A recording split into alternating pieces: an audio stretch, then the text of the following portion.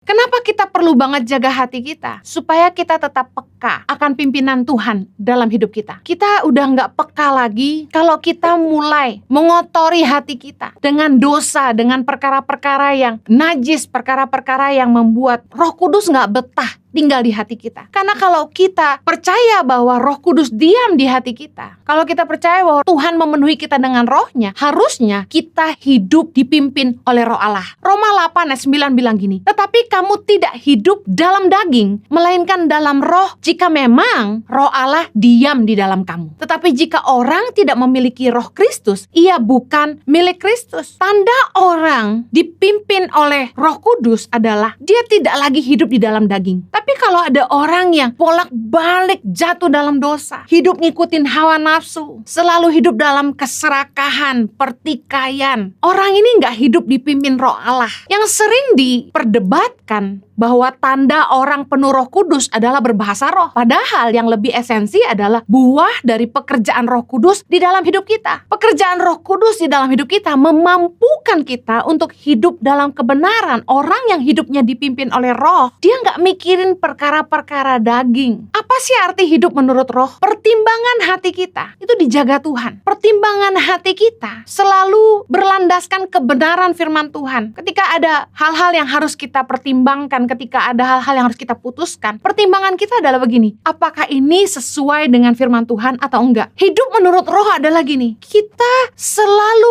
menyadari kehadiran Tuhan dalam hidup kita sehingga kita hidup takut akan Dia. Aneh banget banyak orang Kristen yang kalau hari Minggu rajin ke gereja, tetapi Senin sampai Sabtu dia lupa sama Tuhan. Tuhan ditinggalin di gereja aja. Tuhan baik-baik ya di gereja sampai hari Minggu. Kita seringkali nggak menyadari kehadiran Tuhan. Awareness of His presence is the work of the Holy Spirit. Bahwa Roh Kudus di dalam batin kita selalu mengingatkan kita bahwa Tuhan itu melihat semua yang kita buat. Nah, anehnya orang cuma berbuat benar kalau mereka dikelilingi orang-orang yang mereka tahu akan menghakimi mereka kalau mereka nggak benar. Padahal harusnya gini, ada nggak ada orang kita sadar bahwa Tuhan lihat semua yang kita buat. Awareness of His presence, kesadaran akan hadirat Tuhan adalah pekerjaan Roh Kudus dalam hati kita. Kita selalu diingatkan bahwa Tuhan lihat. Ibarat seperti rumah ada CCTV. Harusnya kalau kita itu punya Roh Allah dalam hidup kita, kita menyadari bahwa Tuhan juga mengawasi hidup kita. Orang yang hidup menurut roh, dia selalu memastikan hidupnya berkenan kepada Tuhan. Kita nggak berbuat dosa bukan karena kita takut masuk neraka, tapi kita nggak mau berbuat dosa karena kita nggak mau melukai hati Allah. Kalau orang hidup menurut roh, dia akan menyangkal dagingnya. Dagingnya tetap ada. Pikiran jahat tetap masuk. Pikiran jahat apakah tidak ada? Pasti ada. Tetapi orang yang hidup menurut roh menyangkal dagingnya. Orang yang hidup menurut roh, dia hati-hati. Jangan sampai mencobai diri sendiri.